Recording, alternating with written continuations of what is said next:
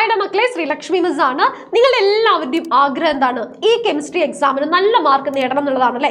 അല്ലാത്ത ഒരാൾ പോലും ഈ വീഡിയോ തുറന്നു നോക്കില്ലടാ. നിങ്ങൾ ആഗ്രഹിച്ചതുപോലെ നിങ്ങൾക്ക് നല്ല മാർക്ക് വേണമെങ്കിൽ, A+ നേടണമെങ്കിൽ നമ്മൾ എന്താ ചെയ്യേണ്ടത്? ഈ സമയം, ഇനിയുള്ള സമയം എഫക്റ്റീവായിട്ട് യൂസ് ചെയ്യുക. നന്നായിട്ട് ക്വസ്റ്റ്യൻസ് പ്രാക്ടീസ് ചെയ്യുക. ഇപ്പൊ ചില ആളുകളുടെ മനസ്സിൽ വന്ന ചോദ്യം ഞാൻ പറയാം. നാളെയില്ലേ മിസ് എക്സാം, ഈ സമയം മതിയാവും. നിങ്ങൾ മാക്സിമം എന്ത് ചെയ്യുക? ക്വസ്റ്റ്യൻസ് നന്നായിട്ട് പ്രാക്ടീസ് ചെയ്യുക. ഓരോരോ ചോദ്യം മനസ്സിലാക്കിയിട്ട് അടുത്ത ചോദ്യത്തിലേക്ക് പോവാ.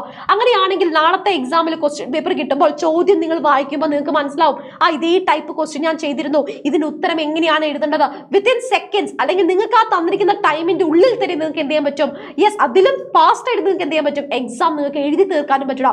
ആ ഒരു കോൺഫിഡൻസ് എനിക്കുണ്ട്. സോ നിങ്ങളും അതേ കോൺഫിഡൻറ്റോട് കൂടി എന്ത് ചെയ്തിരിക്കണം?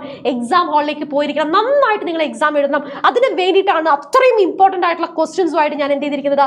ഈ ക്ലാസ്സിൽ വന്നിരിക്കുന്നത്. ഈ ചോദ്യങ്ങൾ ഡിസ്കസ് ചെയ്തിട്ട് നാളെ നിങ്ങൾ പറയും, മിസ് ഇതേ ചോദ്യം തന്നെയാണല്ലോ എക്സാമിന് വന്നത്, അത് എങ്ങനെയെന്ന് നിങ്ങൾ ചോദിക്കും. സോ ടിൽ ലാസ്റ്റ് നിങ്ങൾ എല്ലാ ക്വസ്റ്റ്യൻസും കാണാം, നന്നായിട്ട് പ്രിപ്പയർ ചെയ്യുക. ആ കോൺഫിഡൻസോട് കൂടി തന്നെ നിങ്ങൾ എക്സാമിന് പോവാട്ടോ. മാക്സിമം നിങ്ങൾ ഈ വീഡിയോ ഫ്രണ്ട്സിലേക്ക് ഷെയർ ചെയ്യുക. ഇനി പുതിയ ആളുകളാണ് ഈ വീഡിയോ കാണുന്നതെങ്കിൽ സബ്സ്ക്രൈബ് ചെയ്തിട്ടില്ലെങ്കിൽ തീർച്ചയായിട്ടും സബ്സ്ക്രൈബ് ചെയ്യുക കേട്ടോ. ഇതേപോലത്തെ ഒരുപാട് വീഡിയോസും ലൈവ് ക്ലാസ്സുകളും നിങ്ങൾക്ക് ഫ്രീ ആയിട്ട് നിങ്ങൾക്ക് ഈ ചാനലിൽ അവൈലബിൾ ആടാം. നമുക്ക് എന്ത് ചെയ്യാം? ആദ്യത്തെ ക്വസ്റ്റ്യനിലേക്ക് പോവാം. Analyse the given figure and നമുക്ക് ABC എന്ന് പറഞ്ഞ ഓപ്ഷൻസ് തന്നിട്ടുണ്ട് അല്ലേ? ആ ഓരോരോ ഓപ്ഷൻസിനും നമ്മൾ ആൻസർ എഴുതണം.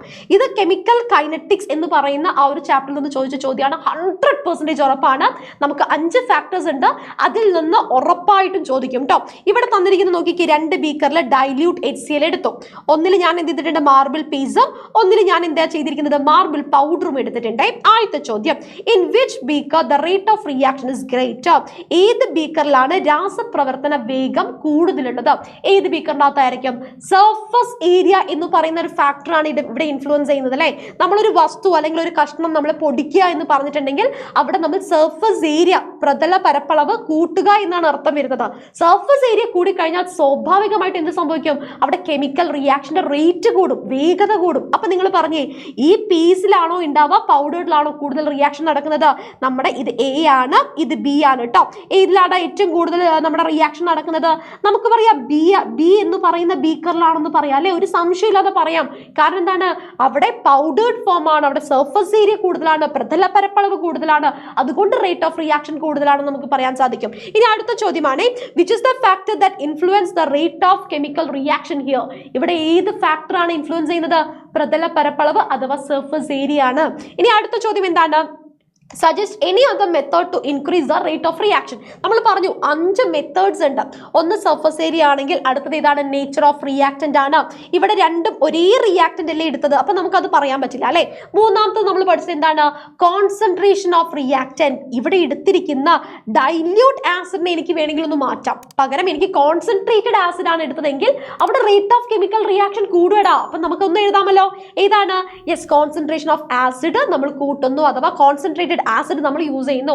അതേപോലെ ചൂടാക്കി കഴിഞ്ഞാൽ എന്ത് സംഭവിക്കും? ടെമ്പറേച്ചർ, താപനില കൂട്ടിയാൽ അവിടെയും കെമിക്കൽ റിയാക്ഷൻ കൂടുകയാണ് ചെയ്യുന്നത്. സോ നമുക്ക് ഇവിടെ പറയാം, കോൺസെൻട്രേഷൻ ഓഫ് ആസിഡ് ഇൻക്രീസ് ചെയ്യുന്നു, ടെമ്പറേച്ചർ നമ്മൾ ഇൻക്രീസ് ചെയ്താലും ഇവിടെ റിയാക്ഷൻ നമുക്ക് ഫാസ്റ്റ് ആയിട്ട് നടത്തും അല്ലേ? ഇതിൽ ഏത് ചോദിച്ചാലും എൻ്റെ മക്കൾക്ക് നന്നായിട്ട് എഴുതാൻ പറ്റുമല്ലോ. അതേപോലത്തെ വേറൊരു ചോദ്യമാണ് ഈ തന്നിരിക്കുന്നത്. 25 ml കോൺസെൻട്രേറ്റഡ് ഹൈഡ്രോക്ലോറിക് ആസിഡും എടുത്തിട്ടുണ്ട്, 25 ml ഡൈല്യൂട്ട് ഹൈഡ്രോക്ലോറിക് ആസിഡും എടുത്തിട്ടുണ്ട്. ഇനി ഞാൻ ചെയ്യുന്നത്, ഇതിൽ രണ്ടിലേക്കും ഒരേ സൈസ്, ഒരേ മാസുള്ള മെഗ്നീഷ്യത്തിന്റെ ചെറിയ പീസ് കിട്ടും. ഇതിൽ ഏതിലായിരിക്കും റിയാക്ഷൻ ഏറ്റവും കൂടുതൽ നടക്കുക? തൊട്ട് മുന്നേ നമ്മൾ പറഞ്ഞു കോൺസെൻട്രേറ്റഡ് ആസിഡ് ഏതാണ് അല്ലെ? നിങ്ങൾ നോക്കിക്കേ, ഗാഢ ഹൈഡ്രോക്ലോറിക് ആസിഡ് ഏതിലാണുള്ളത്? അതിലാണ് ഏറ്റവും കൂടുതൽ എന്ത് നടക്കുന്നത്? റിയാക്ഷൻ നടക്കുന്നത്. ആ എക്സ്പെരിമെന്റ് കണ്ടാൽ നിങ്ങൾക്ക് അറിയാം, അവിടെ ഗ്യാസ് പ്രൊഡ്യൂസ് ചെയ്യുന്നുണ്ട്. സംശയമില്ലല്ലോ എൻ്റെ മക്കൾക്ക്. അപ്പൊ നിങ്ങൾ നോക്കിക്കേ, ഇൻ വിച്ച് ബീക്കർ അല്ലെങ്കിൽ in which test tube the reaction takes place faster? ഏത് ടെസ്റ്റ് ട്യൂബിലാണ്? ടെസ്റ്റ് ട്യൂബ് 1 പറയാം അല്ലെ? ഫസ്റ്റ് ടെസ്റ്റ് ട്യൂബിലാണ്. അല്ലെങ്കിൽ ബീക്കറിലാണെങ്കിൽ ആദ്യത്തെ ബീക്കറിലാണ്. ഇവിടെ ഇമേജ് ഞാൻ ടെസ്റ്റ് ട്യൂബിൽ തന്നതുകൊണ്ടാണ് ഞാൻ അങ്ങനെ പറഞ്ഞത്. ഇനി അടുത്ത ചോദ്യം എന്താണ്? ഇവിടെ പ്രവർത്തനത്തെ സ്വാധീനിക്കുന്ന ഘടകം ഏതാണ്? Which factor effect the rate of chemical reaction? ഏത് ഫാക്ടറാണ് നമ്മൾ പറഞ്ഞത്? കോൺസെൻട്രേഷൻ ഓഫ് ദ റിയാക്ടന്റ് ആണ് അല്ലേ? യെസ്. ഇനി അടുത്തത് write the chemical equation. Chemical equation നമുക്ക് എഴുതാം. മെഗ്നീഷ്യത്തെ നമ്മൾ HCl ഇടുന്ന സമയത്ത് നമുക്ക് എന്താ കിട്ടുന്നത്? മെഗ്നീഷ്യം ക്ലോറൈഡും ഹൈഡ്രജൻ വാതകവുമാണ് കിട്ടുന്നത്. ഞാൻ റിയാക്ഷൻ എങ്ങനെ എഴുതി? Mg+2 HCl gives MgCl2 plus hydrogen gas എന്ന് എഴുതി. ഇവിടെ ഒരു കാര്യം കൂടി എൻ്റെ മക്കൾ ശ്രദ്ധിക്കണം, ഇത് ഏത് ടൈപ്പ് ഓഫ് റിയാക്ഷൻ ആണ്? ഇത് ഡിസ്പ്ലേസ്മെന്റ് റിയാക്ഷൻ അല്ലേ, ആദേശ രാസപ്രവർത്തനമാണ്. വേണമെങ്കിൽ ഒരു ചോദ്യമായിട്ട് അതും ചോദിക്കാടാം. ഓക്കെ, അങ്ങനെയാണെങ്കിൽ നമുക്ക് ഡിഫറെന്റ് ടൈപ്സ് ഓഫ് റിയാക്ഷൻസിലേക്ക് നമുക്കൊന്ന് നോക്കിയാലോ. യെസ്, ഇതും 100% ചോദിക്കുന്ന ചോദ്യമാണ്. ഇവിടെ കുറച്ച് റിയാക്ഷൻസ് തന്നിട്ടുണ്ട്, അത് ഏത് ടൈപ്പ് ആണെന്ന് ഐഡന്റിഫൈ ചെയ്യാനാണ് പറഞ്ഞത്. ഫസ്റ്റ് എക്സാമ്പിൾ എടുക്കാണ്. Zn plus FeSO4 gives ZnSO4 plus Fe. ഇവിടെ നോക്കുക, സിങ്ക് ഈ അയണിന്റെ സ്ഥാനത്ത് വന്നിരിക്കുന്നു അല്ലേ. അപ്പൊ നമുക്ക് പറയാം ഇത് എന്ത് ടൈപ്പ് ഓഫ് റിയാക്ഷൻ ആണ്? This one it is displacement. ഏതാണ്? ഡിസ്പ്ലേസ്മെന്റ് റിയാക്ഷൻ ആണ്. ഡിസ്പ്ലേസ്മെന്റ് റിയാക്ഷനെയാണ് നമ്മൾ എന്ത് പറയുന്നത്? യെസ്, ആദേശ രാസപ്രവർത്തനം എന്ന് പറയുന്നത്. ഇനി അടുത്ത എക്സാമ്പിൾ നോക്കിക്കേ. NaCl plus AgNO3 gives NaNO3 plus AgCl ആണ് അല്ലേ. ഇവിടെ സംഭവിച്ചിരിക്കുന്നത് എന്താണ്? ഇവിടെയുള്ള എണ്ണയും ഇവിടെയുള്ള NO3യും കൂടി ചേർന്നിട്ട് NaNO3 ആയിട്ട് മാറി. അതേപോലെ തന്നെ നിങ്ങൾ നോക്കിക്കേ, ഇവിടെയുള്ള ക്ലോറിനും ഇവിടെയുള്ള സിൽവറും കൂടി ചേർന്നിട്ട് യെസ് സിൽവർ ക്ലോറൈഡ് ആയിട്ട് മാറി. അതായത് റിയാക്ടന്റുകൾ പരസ്പരം എന്ത് ചെയ്യുന്നുണ്ട്? റിയാക്ട് ചെയ്യുന്ന സമയത്ത് അങ്ങോട്ടും ഇങ്ങോട്ടും അയോണുകളെ എക്സ്ചേഞ്ച് ചെയ്തു അല്ലേ. അപ്പൊ നമുക്ക് എന്ത് പറയാം?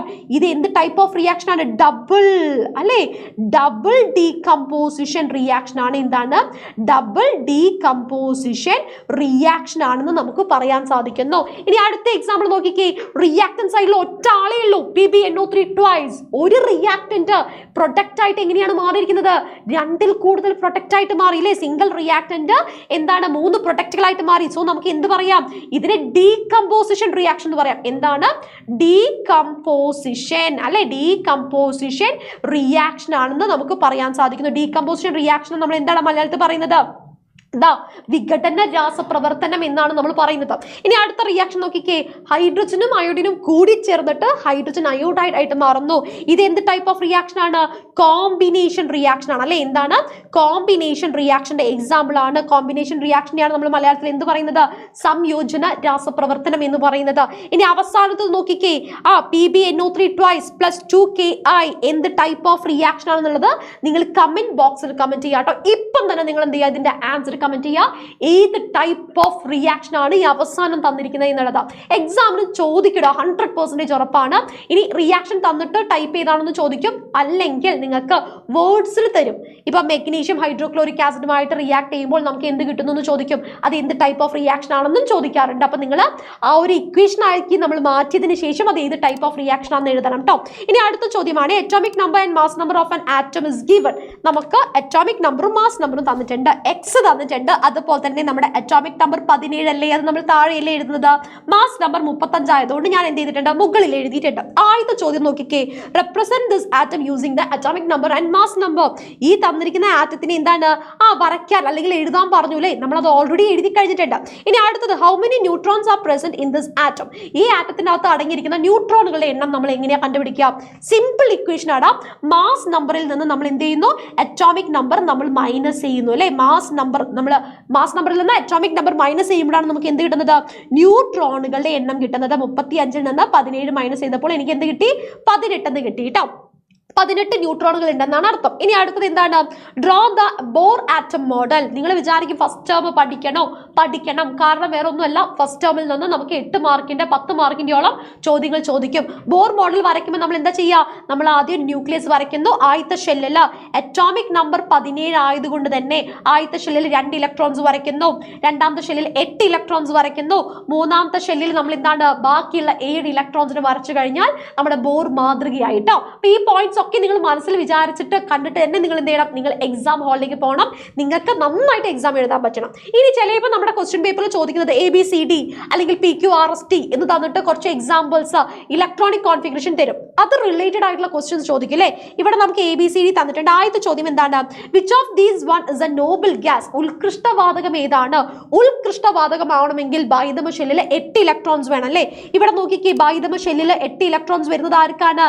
നമ്മുടെ D ആണ്. അപ്പൊ നമുക്ക് പറയാം D എന്ന് പറയുന്നത് എന്താണ്? ഉത്കൃഷ്ടവാതകമാണ്. ഇവിടെ ഒരു കാര്യം കൂടി ശ്രദ്ധിക്കണേ. ഇനി നിങ്ങൾക്ക് ഒരു ഷെല്ലി തന്നിട്ടുള്ളൂ, അതിൻ്റെ അകത്ത് 2 ഇലക്ട്രോൺസ് ഉണ്ടെങ്കിൽ അതും എന്താണ്? ഹീലിയം ആണ് അല്ലെ. ഹീലിയത്തിന്റെ അറ്റോമിക് നമ്പർ 2 ആണ്. ഒരു ഷെല്ലിൽ 2 ഇലക്ട്രോൺസ് ആണ്, അതും എന്താണ്? ഉത്കൃഷ്ടവാതകം തന്നെയാണ്. അപ്പൊ 8 മാത്രം കോൺസെൻട്രേറ്റ് ചെയ്ത് പോകരുത്. ഒരു ഷെല്ലിൽ 2 ഉണ്ടെങ്കിൽ അത് എന്താണ്? ഹീലിയമാണ്, ഉത്കൃഷ്ടവാതകം തന്നെയാണ്. ഇനി ഇതിൽ മൂന്നാമത്തെ പീരീഡിൽ ഉൾപ്പെടുന്ന മൂലകം ഏതാണ്? Which of these element belongs to the third period. മൂന്നാമത്തെ പീരീഡ് ആവണമെങ്കിൽ ഒറ്റ പോയിന്റ് ഇടാം. ഞാൻ പറയുകയാണെ, എടുത്തു പറയാണ്, ഒറ്റ പോയിന്റ് പഠിച്ചാൽ മതി. എത്ര ഷെൽ നമ്പർ ഉണ്ടോ അതാണ് പീരീഡ് നമ്പർ എന്ന് പറയുന്നത്. നിങ്ങൾ നോക്കിക്കേ, 1 2 3 ഷെൽ നമ്പർ ഉണ്ട്. അപ്പൊ മൂന്നാമത്തെ പീരീഡ് അല്ലേ? അപ്പൊ നമുക്ക് പറയാം എന്താണ്, ഡി മൂന്നാമത്തെ പീരീഡ് ആണ്. ഡി മാത്രമേ ഉള്ളൂ? അല്ല, സി നോക്കിക്കേ, 1 2 3 ഷെല്ലുകൾ ഉണ്ട്. അപ്പൊ നമുക്ക് പറയാം ഡിയും സിയും എന്താണ്, മൂന്നാമത്തെ പീരീഡിൽ വരുന്ന ആളുകളാണ്. അങ്ങനെയാണെങ്കിൽ എയും ബിയുടെയും അവസ്ഥ എന്താണ്, എയും ബിയും എന്ത് തന്നെയാണ്, രണ്ടാമത്തെ പീരീഡിൽ വരുന്ന ആളുകളാണ്. കാരണം 2 ഷെൽ നമ്പർ ഉണ്ട്. 100% നിങ്ങൾ അടിവരട്ടോളൂ, പരീക്ഷയ്ക്ക് ചോദിച്ചിരിക്കട മക്കളെ. ഇനി അടുത്തത് നിങ്ങളടുത്ത് ചോദിക്കും, ഗ്രൂപ്പ് നമ്പർ കണ്ടുപിടിക്കാൻ ചോദിക്കും. അല്ലെങ്കിൽ നിങ്ങളടുത്ത് ചോദിക്കും ഒരേ ഗ്രൂപ്പിൽ ഉൾപ്പെടുന്ന എലമെന്റുകൾ ഏതൊക്കെയാണെന്ന് ചോദിക്കും. അങ്ങനെയാണെങ്കിൽ നിങ്ങൾ ജസ്റ്റ് ഒന്ന് ഈ തന്നിരിക്കുന്ന എക്സാമ്പിളിൽ സെയിം ഗ്രൂപ്പിൽ വരുന്ന എലമെന്റ്സ് ഏതൊക്കെയാണെന്ന് താഴെ കമന്റ് ബോക്സിൽ കമന്റ് ചെയ്യാം കേട്ടോ. തീർച്ചയായിട്ടും കമന്റ് ചെയ്യണം. ഒരേ ഗ്രൂപ്പിൽ വരുന്ന എലമെന്റുകൾ ഏതാണ്, നിങ്ങളുടെ ആൻസർ ഞാൻ ചെക്ക് ചെയ്യും. അതേപോലെ തന്നെ നിങ്ങൾ ഫുൾ കോൺഫിഡൻസിലാണോ അല്ലെങ്കിൽ എന്താണ് നിങ്ങളുടെ അവസ്ഥ എന്ന് നിങ്ങൾ എന്ത് ചെയ്യും, കമന്റ് ബോക്സിൽ അറിയിക്കുക. All the very best. Exam നിങ്ങൾക്ക് നന്നായിട്ട് എഴുതാൻ സാധിക്കട്ടെ. നമുക്ക് ലൈവ് ക്ലാസ്സുകളിൽ കാണാം. എല്ലാ ലൈവ് ക്ലാസ്സുകളും നിങ്ങൾക്ക് മാക്സിമം യൂട്ടിലൈസ് ചെയ്ത് കഴിഞ്ഞാൽ തന്നെ എക്സാം നന്നായിട്ട് എഴുതാൻ പറ്റും കേട്ടോ. ഷെയർ ചെയ്യാത്തവരുണ്ടെങ്കിൽ ഷെയർ ചെയ്യുക. കണ്ടന്റ് വീഡിയോ നിങ്ങൾക്ക് എഫക്റ്റീവ് ആയിട്ടുണ്ടെങ്കിൽ ലൈക്ക് ചെയ്യുക ആൻഡ് ഓൾസോ കമന്റ് ചെയ്യാം. ബൈ.